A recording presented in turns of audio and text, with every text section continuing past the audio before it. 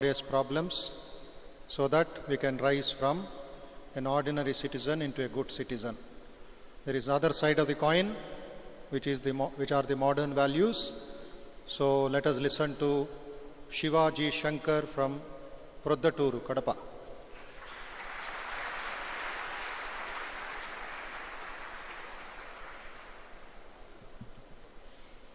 Pranam Swamiji and my dear young and dynamic brothers and sisters of India, my heartfelt pranams to all of you.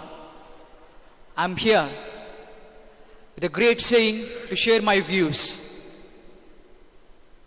Old is gold, that all of you know it. But keeping the gold, keep on hold, we can't get anything else.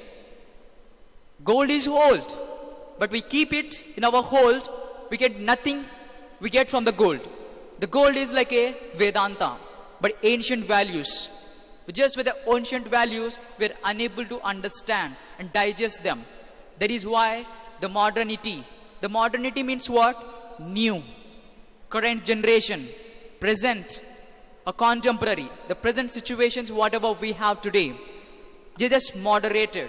The present generation has an ability to mold the men and women of our country, to mold the nation with a great inspiration, with His creation.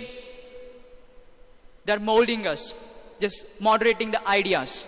And we can say like that, we are all in the present generation is a modern generation, isn't it?